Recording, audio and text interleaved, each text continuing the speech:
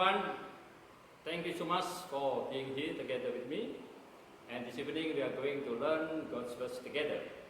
This evening I would like to share with you in the Exodus 17 verse 1 to 7. The theme of this God's words this evening is never change the resting place into the horrible place. Exodus 17 verse 1, which I will read for you. The whole community of the Israelites traveled on their journey from the desert of Sin according to the Lord's instructions, and they pitched camp in Rephidim. Now there was no water for the people to drink. Brother and sister, if we see in this verse, we may ask, how many people are there?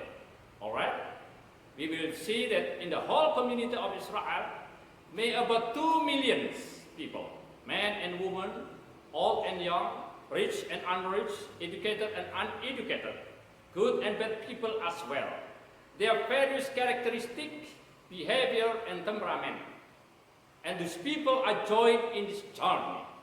They travel on the journey from one place to another place, from one circumstance to another circumstance, from difficulties to another difficulties. When God says move, then they must move. They must be moved to wherever God wants them to move. And when God said stop, and they must be stopped. The Lord led them by the pillar of cloth at day and a pillar of fire at night. Explicitly, the journey was according to the Lord's instructions. It is the Lord's will. It is the Lord's initiative. It is the Lord's plan for the whole community of Israelites to be at the place where they are now. It's the Lord's responsibility to lead them there. The Lord has a plan and purpose for His people. This is what we must remember, that He also has a plan for you and me when He leads us to wherever we are at the present moment.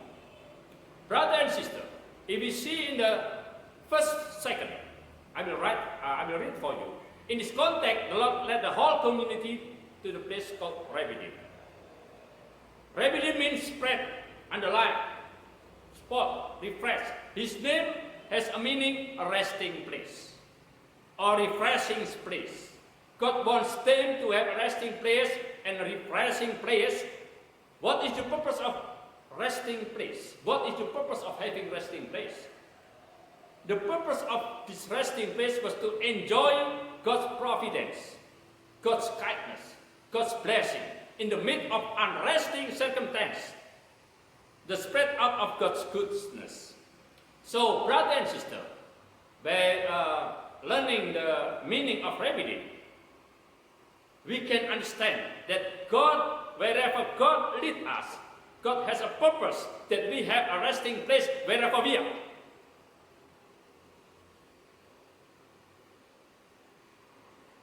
So, we have to be careful not to grumble against God.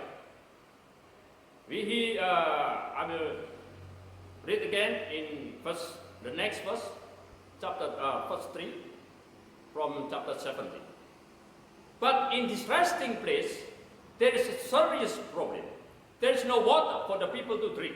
The people are very thirsty for water. Perhaps people can stand without food. But mostly people can't stand without water. People need water for their daily living. Water is the basic need for the people. The questions arise, does God know that there is no water in that place? Does God make a mistake when He led the people to that place? God led the people to the resting place, yet no water at all. What does it mean? Sometimes God leads us to the place where we don't like it at all, where we don't like to be. Have we ever experienced such situations? The Lord wants us to be in the resting place, no matter what. The Lord wants us to be in the place we don't like to be, and that place is the resting place. Not all people like the resting place. Not all like the enjoy. No people like to enjoy God's way of providence, as we look at the next verse. We see here, so the people contends with Moses, and they said, "Give us water to drink." Moses said to them, "Why do you contend with me? Why do you test the Lord?" But the people were very thirsty, therefore water. And they murmured against Moses and said, "Why in the world did you bring us up out of Egypt to kill us and our children and our cattle with thirst?" The reactions of people were very angry. They complained with Moses. So far as they traveled on the journey from Egypt to this very place, this is the 4th time they complained. They complained for safety when Pharaoh and his soldiers tested. They complained for bitter water. They complained for no food and meat. And now they complain for no water at all. Their complaining demonstrates their unwillingness and relying to be led by the Lord. When we complain something, it does mean that we don't agree with that. When we complain where the Lord led us or placed us or what He gave us, it means that we don't agree with His decree or with His plan or with His will. The Lord wants them to have a resting place or refreshing place, but they will complain. The Lord sees the inner basic need. Resting soon. The people saw the outer need, the water. Brother and sister, this is what we learn from this story. Moses knew his position. He knew he just obeyed what God wants them to do. That is to lead the people. Therefore, Moses was in a position of divinely appointed spiritual authority. So when the people were complaining with him, Moses said to them, "Why do you contend with me? Why do you test to the Lord?" The people could not reject him without also rebelling against God. What they were really doing was putting God to the test. The Israelites made 3 statements to Moses, each of which represents a different kind of complaint. And this complaint made them out of a resting place. Firstly, they said, "Give us water to drink." The sin here is to demanding God's provisions, not asking for it or waiting for it. They treat the Lord as their slave rather than their master. They were telling God that He had to give them what they wanted. We often do the same thing, brother and sister. We insist on having our own way. We demand God's provision on our terms. By doing such things, forget His providence. The second thing, the Israelite was, "Why did you bring us out of Egypt to make us and our children and our livestock die of thirst?" They forgot that they will protect as long as they travel on their journey. They were denying God's protections. They were accusing God of trying to harm them. The third thing the Israelites did was to test God, saying, "Is the Lord among us or not?" In this case, their sin was doubting of God's presence. Brother and sister, we see their attitude was demonstrated to reject the Lord's instructions, the Lord's will for them to dwell in the resting place.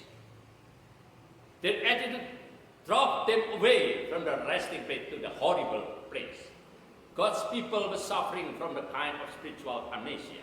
Their memory trouble made them forget the provision, protection, and the presence of God. When we are in a bad situations, when life is not going so smooth as we expected, we often forget God's goodness in the past. What do you think if our presence or if our parents forget us? People often forget God's goodness. They turn to quarreling with Moses. Then Moses cried out to the Lord, "What will I do with these people, O Lord? Little more, they will stone me." Moses himself was also thirsty for water. He was thirsty for water. And at the same time, he was faced the people who was grumbling and complaining against him. But what Moses did was to cry out to the Lord and ask the Lord's next instructions. Lord, what will I do with these people? These people were so angry, and a little more, in a few more seconds, they will stone me. What must I do now? In the very crucial moment, Moses still kept on dwelling in the resting place. Moses surrendered his life on the Lord's hand. Moses did not enter into argumentations. Moses did not try to justify himself. He cried out to the Lord, saying, what shall I do with these people, Lord? They'll always be ready to stone me. Brother and sister, many times when we face in our bad situations, the good thing, the best thing we must to do is to surrender to God, to cry out to the Lord, Lord, what shall I do? This is what Moses do when he was in the situations that make him so confused. The Lord said to Moses, when Moses cried to the Lord, when Moses prayed to the Lord in that situations, the Lord says to Moses, this is make us, encourage us. When we cry to the Lord answers. The Lord said to Moses, go on before people. It is an interesting answer. The people are ready to stone Moses, yet the Lord says, get out in front of them. And Moses obeyed the Lord's instruction. That is the resting place.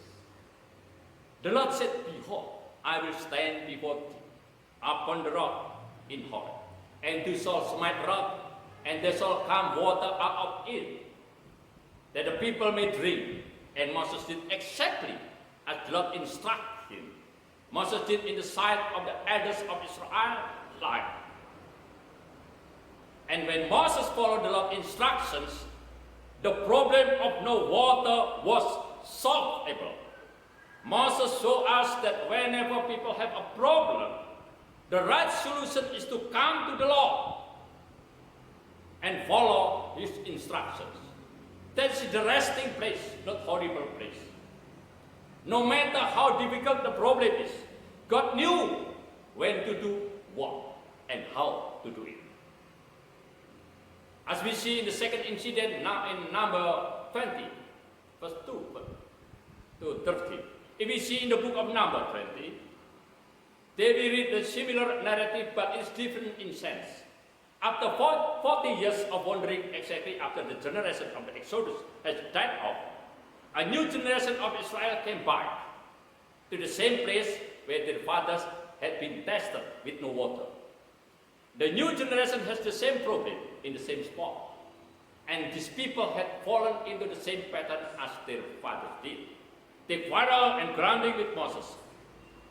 Again, Moses and Aaron went from the presence of the assembly in the time of crisis. They sought the Lord. Then the Lord spoke to Moses, take the staff and assemble the community, you and Aaron and your brother, and then speak to the rock before their eyes, and it will pour forth its water, and you will bring water out of the rock for them. And so you will give the community and the beast water to drink. The different type of answer. Firstly, the Lord instruct Moses to take the staff. Notice this is the different rock from that with which he smote the river in Egypt. This is actually Aaron's rock, that part. Secondly, the Lord instruct Moses to speak unto the rock. Speak you unto the rock before their eyes, and it shall give forth his water, and you shall bring forth to them water out of the rock. So you shall give the congregations the beast to drink. So Moses